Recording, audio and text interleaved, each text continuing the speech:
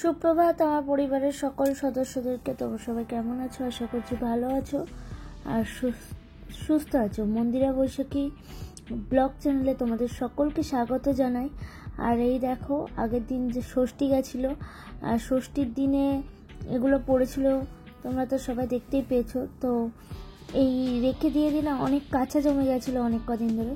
আর এগুলো তো নতুন, একদম বেশি দিন ফেলে রাখবো না। আর কেচে নিলে না, পরবর্তীকালে কোনো পুজো বা অনুষ্ঠানে গেলে সেটা পরা যায়। যেহেতু এগুলো পরে আঁশ টাশ খাওয়া হয়েছিল, অন্য খাওয়া হয়েছিল, সেহেতু এগুলোকে ধুয়ে দিলাম, এগুলো ধুয়ে। তো যাই হোক, আজকে তোমরা যেই ভিডিওটার থাম্বনেলটা দেখছো, তোমাদের একবার বলবো যে স্কিপ না করে ভিডিওটা পুরোপুরি দেখো। ভিডিওটা দেখলে বুঝতে পারবে যে একটা মানুষের সাফল্যের পিছনে কত বড় কত কিছু দরকার হয়। আর একটা মানুষ কিন্তু যেমনি তোমাদের ভালোবাসা পেয়ে, তোমাদের আশীর্বাদে, ভগবানের আশীর্বাদে, সৎ পথে থেকে আমরা যেরকম একটু একটু করে সবার কাছে এগিয়ে যাচ্ছি, সবার কাছে ভালো আছি, তো সেইভাবে দেখো, মানুষের জীবনে তোমাদের বারবারই বলেছি, খারাপ ভালো মন্দ মিশিয়ে মানুষের জীবন হয়। তো সব কিছুর পিছনেই যেমনি ভালো দিক থাকে, খারাপ দিকও থাকে, কিন্তু সেই খারাপটাকে পিছনে ফেলেও যদি মানুষ সৎ পথে থাকে না, সে ভালো দিকটার লক্ষ্যে সে নিশ্চিত পৌঁছাতে পারে। তো আজকেও সেই একটা মানুষ সৎ পথে ছিল বলেই অনেক মানুষের অনেক কিছুকে পেরিয়ে আজকে একটা ভালো জায়গায় পৌঁছেছে। তো তোমরা তো দেখতেই পাচ্ছ, আমরা চলে এসেছি বাবলি মুখার্জির নতুন অফিসে। আজকে হচ্ছে নারায়ণ পুজো হলো, তো সেখানেই আর কি পুজো দিল দিদিভাই। তো সেই জন্যই আমাদেরকে ডেকে পাঠিয়েছিল। শুধু আমাদেরকে বলবো না, এই যে মুন্নি দিদিভাই আছে, এখানে আর এক দিদিভাই আছে, যারা যারা তার সহযোদ্ধা আর কি। এবং দিদিভাইয়ের অনেক ফ্যান ফলোয়ার্স, ভালোবাসার মানুষ অনেক কিছুই আছে। তো আমি এটাই বলবো যে জীবনে চলতে গেলে একটা সময় অনেক কিছু দরকার, যেটা সাহস, সাহসিকতা, মানবিকতা। কিন্তু বিশ্বাস করো, আমাদের সাথে দিদির একটা সম্পর্ক সত্যি অন্যরকম। আজকে থেকে না, আমি এটা এর আগের অনেক ব্লগেই বলেছি, কারণ তোমরা গতকালকে ভিডিও দেখেছো জামাই ষষ্ঠী, তো সেখানেও বলেছি। তো যাই হোক, দিদি ডেকে পাঠিয়েছিল তার অফিসের আজকে পুজো। তো অবশ্যই সেটা বড় করে আরও একবার হবে উদ্বোধনী, সেটা একটু হয়তো সময় লাগবে, কারণ এখানে অনেক মানুষ আসেনি যারা দিদির সহযোদ্ধা, অনেক ফ্যান ফলোয়ার্স, দিদির অনেক ভালোবাসার মানুষ আছে। তো তাদেরকে অবশ্যই ডাকবে, যেহেতু আজকে পুজোটা দিয়ে দিল, কারণ আজকের দিনটা ভালো ছিল। তো অনেক দিন ধরেই দিদি ভাবছিল পুজো দেবে দেবে, আমাদের বাড়িতে যে কদিন এসছে সে কদিনও বলেছে আর কি। তো যাই হোক, সেই পুজোর নিমন্ত্রণতেই আমরা আজকে গিয়েছিলাম। তো কিছু গিয়েই দেখি যে জোগাড় হয়নি। একা মানুষ একা হাতে কত কিছু সারবে বলো। তো তারপরে আমরা কিছুটা হেল্পও করেছি, কারণ হচ্ছে আমি আর মন্দিরা চলে গেছিলাম একটু বাজারে আর কি, কারণ ঠাকুরমশাই এসে বসে আছে, ওনারও তারা আছে। তো কিছুটা আমরাও গিয়ে তাড়াতাড়ি করে নিয়ে আসলাম। দিদিকে কালকে বলেছিলাম যে দিদি তোমার যা যা লাগবে তুমি বলে দিও, আমরা সব রেডি করব। তো যাই হোক, দিদি ব্যস্ততার মধ্যে ভুলে গেছে। তারপরে যাই হোক, ঈশ্বর যা করে মঙ্গলের জন্যই করে হয়তো। তো সবাই মিলে হাতে নাতে, দেখতেই পাচ্ছ পুজো এখানে শুরু হয়ে গেছে। আর দিদি তখনও ঢোকেনি, কারণ দিদি একা হাতে সবকিছু করতে গিয়ে হিমশিমই খাচ্ছিল। কারণ দিদির দেখো এগুলো একটু অভ্যাস কমই আছে, কারণ দিদি সব সময় ছুটে বেড়ায়, তোমাদের পাশে থাকে, তোমাদের সংসার জোড়া লাগায়, কত কিছুই সে করে। তো যাই হোক, আমি মন্দিরা, মুন্নি দিদিভাই, আরও দুই দিদিভাই ছিল, কোয়েল দিদিভাই, আরও ওই দিদিভাইটার নামটা আমি সঠিক জানি না। তো সবাই মিলে আমরা একসাথে জোট করে আজকের এই পুজোটা আর কি, দিদির পাশে থেকে পুজোটা হলো। এবং সব থেকে এটাও বড় কথা, যারা দিদিকে নিয়ে অনেক কিছু বলো, ভাবো, কন্ট্রোভার্সি করো, একটা কথাই বলবো, জায়গাটা করে দেখো। যে যার জায়গায় থাকে না, সে তার মূল্যবোধটা বোঝে। যার কাটে সেই বোঝে যে তার কতটা ব্যথা।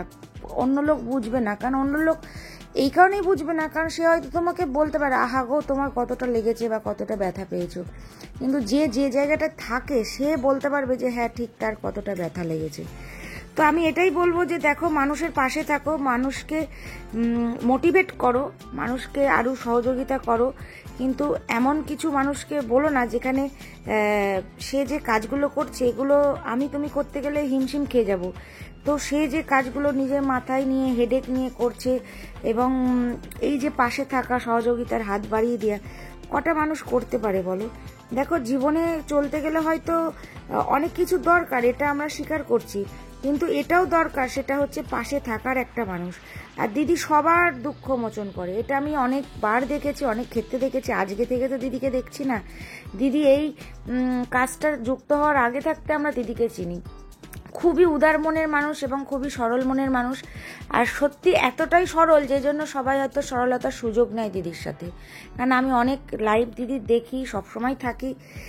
তো যাই হোক, অনেকে অনেক কিছু বলেছো, বলতে পারো, মনে হয় সেটা তোমাদের নিজস্ব ব্যক্তিগত ব্যাপার, কিন্তু আমরা যেটুকুনি দিদিকে চিনি বা জানি, বা যারা দিদির সাথে মিশেছো খোলা মন নিয়ে, তারা সবাই এটুকুনি জানো যে দিদি কিরকম ধরনের মানুষ, বা দিদি কতটা বড় উপকারী। হ্যাঁ, অনেকে বলতে পারো সে তো ফ্রিতে কিছু করে না, হয়তো তার জন্য একটা মূল্য নেই। তো দেখো, আজকালকার দিনে তুমি যাই করো না কেন, তার একটা মূল্য তো অবশ্যই তোমাকে দিতে হবেই কম বেশি। কারণ দেখো, সে বিনামূল্যেও কিন্তু অনেকের অনেক কিছু প্রবলেম সলভ করেছে। হয়তো অনেকে জানো না, যেহেতু সে এখন এই মুহূর্তে কিছু মূল্য হয়তো নেয়। কারণ দেখো, এত কিছু সবকিছু তাকে ম্যানেজমেন্ট করতে গেলেও, আজকে উকিল বলো বা পুলিশ বলো বা যে কোনো কিছু কাজ করতে গেলেও কিছু তো মূল্যের দরকারই পড়ে। কারণ দেখো, আজকালকার দিনে হচ্ছে কি, একটা জিনিস তো ঠিক যে আজকে তুমি যাই করো না কেন, সেটা করতে গেলে তাকে কিছু পারিশ্রমিক দিতেই হয়। তো যাই হোক, তার অনেকক্ষণ পর, প্রায় পুজো শেষের দিকে, এই যে দিদির আগমন ঘটেছে আর কি। তো সবাই মিলেই বলা হচ্ছিল, ফোন করা হচ্ছিল যে এত দেরি করছো কেন, কারণ পুজো প্রায় শেষের দিকে হয়ে গেছিল। তো দিদিও সবকিছু করে এক হাতে সামলে তারপরে রেডি হয়ে বাড়ি থেকে আসলো। তখন প্রায় পুজোর শেষের দিকে অঞ্জলি পর্ব চলবে। তা আমি এটাই বলবো যে কষ্ট করে আজকে এই যে অফিসটা করেছে তোমাদের সহযোগিতা করার জন্য, তোমাদের পাশে থাকার জন্য, তারকে অনেক রকম অনেক কিছু সহ্য করেছে, অনেক অপমানিত হয়েছে, অনেক মানুষের কথা শুনেছে, কিন্তু সে সৎ পথে আছে বলেই আজকে দেখো এই জায়গাটা সে দাঁড়াতে পেরেছে।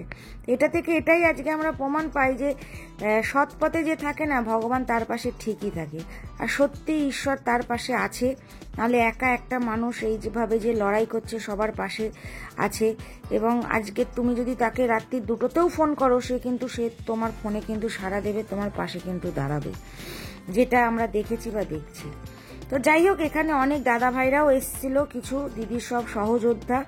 তো দিদি ঘরটা সেরকমভাবে এখনো সাজাতে পারেনি, মোটামুটি একটা সাজিয়েছে, সবে পুজোটা হলো, এরপর একদিন উদ্বোধন হবে।